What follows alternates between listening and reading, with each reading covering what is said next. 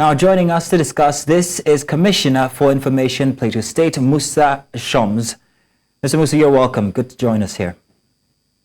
Thank you for having me. Good afternoon. Now, sir, if you will, please can you give us a detailed timeline of the curfew relaxation, including the dates and times when the restrictions were eased? First of all, we want to say we're grateful to God Almighty for this day, that we didn't lose our people because of the wickedness of certain individuals, a minor minority, who wanted to take advantage of a protest that was tagged peaceful. You will recall that on Sunday in the evening, we saw charlatans, miscreants, hoodlums going to tell people that they must close their shops to join them in the protest on Monday. So relying on intelligence, the governor imposed a 24-hour curfew on Jos-Bukuru metropolis. Even with the curfew in place, we saw where miscreants came out with their clubs, with machetes, with sticks and other dangerous weapons. But to God be the glory, the situation was curtailed by security agencies. And after being advised by security agencies, the government decided to relax the curfew from 2 p.m.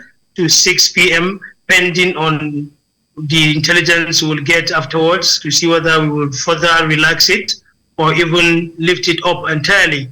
So basically, as it stands, the curfew starts from 2 p.m. and ends at 6 p.m. in the interim. Okay, Plateau State is not one that is a stranger to these kinds of instances, so the authorities must be well adept how to handle it. So if you could please give us some security measures that have been put in place to ensure the public safety of the Jos-Bukuru Curfew metropolis following the curfew relaxation. Jos-Bukuru. Yes, you said, is right and is wrong. We sometimes we get bad publicity for these things. And the proactivism of this government has set a lot of things right. If not, we would have been gnashing our teeth or counting our losses. Because if you saw the way the dangerous ammunitions these young chaps were wielding, you will know that they were all for something. Just like you saw the governor of Kaduna speak about the age brackets of these perpetrators. On the Plateau, it is not far from it. Yesterday, about 26 persons were arraigned by the Nigerian police. Amongst them are minors, some are 12, some 14, some 15. They'll be taken to the young people's home for remand, while those of them that are adults, 18 and above, will be taken to Jos Correctional Center. As we speak, we've had other arrests. The police will be parading or arraigning about 25 more, and the number outweighs this number. But sometimes because of logistics and other issues, you cannot arrest everyone that has defiled the curfew, everyone that has taken up arms against the state. You will see that some persons that have never been to the airport, have never seen a plane fly before, waving and hoisting flags that other than that of the Federal Republic of Nigeria.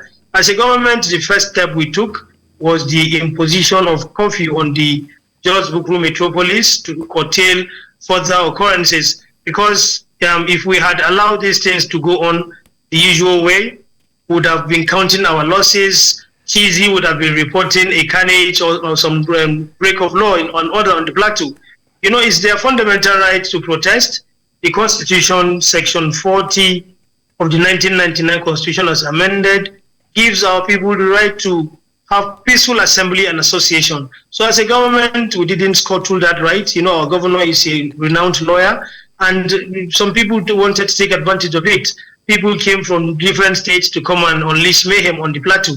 If not for the quick and apt intervention by government and security agencies, we would have been saying a different story now. And we want to thank the peace-loving Plateau people that have helped in keeping the peace and maintaining it. We want to thank the security agencies for their proactivism.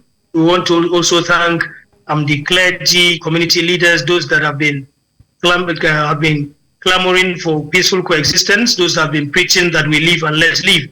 For those who are harbingers of anarchy, we want to call them to order. Government will not fold its arms and watch them unleash mayhem on peace and patriotic citizens. That will not happen under the watch of His Excellency Caleb Manasseh Mutfwang.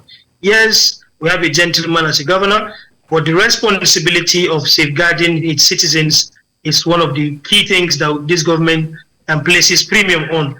And we want to say thank you to Plateau people once again for their peaceful disposition. Our demonstration was used as a positive example. Then these rascals of epidemic proportion decided to change the narrative. And that is not us. That is why you've seen that we have not had any carnage lately. And we're hoping that this positive momentum will be sustained.